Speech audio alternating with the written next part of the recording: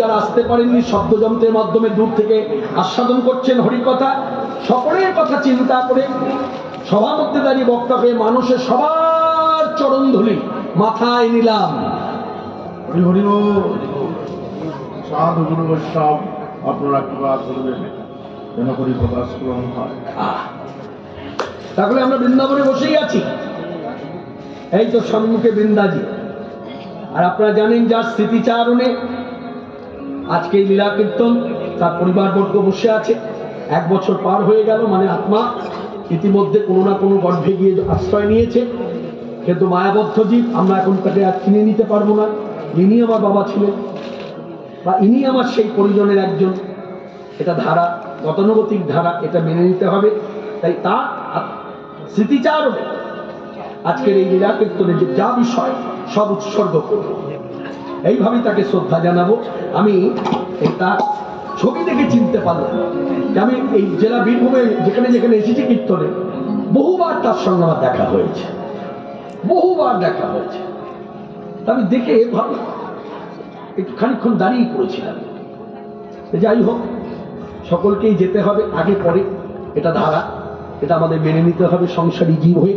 তাই আজকের কীর্তনে যা কিছু কথা হরিকথা, আন কথা নয়, সব হরিকথা উৎসর্গ, আর আন কথা বাইরে থাকে। আন কথা দিয়ে তার স্মৃতিচারণ করা যায়, হরিকথা দিয়ে স্মৃতিচারণ। বক্তব্যের দিকে লক্ষ্য রাখবেন, উপস্থাপনা।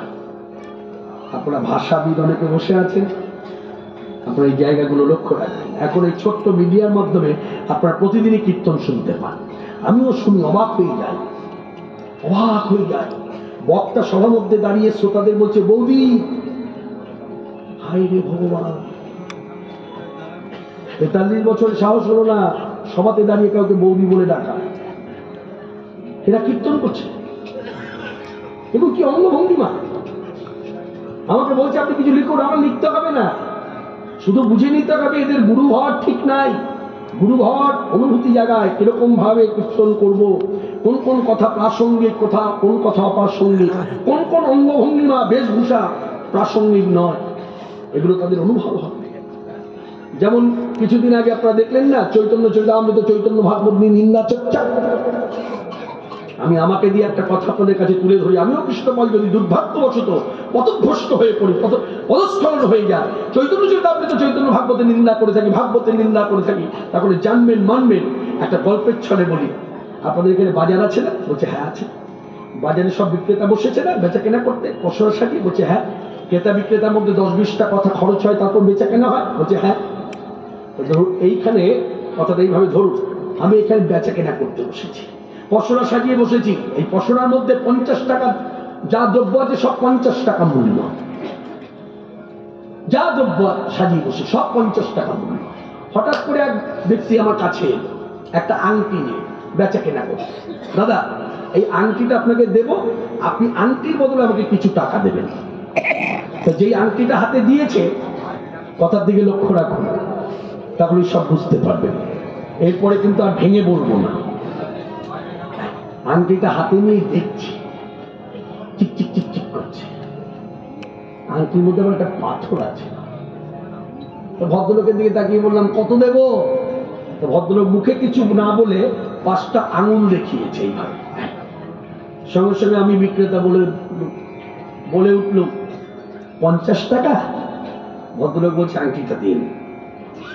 এবার সেই আংটি নিয়ে সোজা চলে গেল এমপি জুয়েলার্স, বাপ্পিসি চন্দ্র।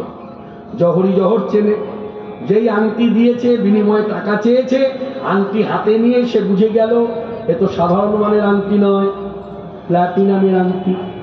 আর মাঝখানে যে পাথরটা বসে আছে ওটা হীরা। জহরি জহর চেনে, সেও জিজ্ঞাসা করছে কত দেব? ওই ব্যক্তি ওখানেও 5টা আঙুল দেখিয়েছে।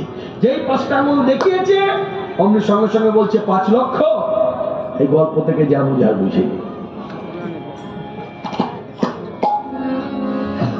চৈতন্য চরিতামৃত কোনো উপন্যাস নয়, কোনো বই নয়, গল্পের বই নয়। ভেতরে ঢুকতে হবে, অনুভব করতে হবে, না হলে সারা জীবন ওই আমি বক্তা নিন্দা চর্চা করেই যাব। এই আজকের সভাতে যারা এসেছেন বৃন্দাবনে বসেই আছে, সেই অনুভব নিয়ে আমরা বৃন্দাবনে স্মরণ করব গোবিন্দ দাসের পদ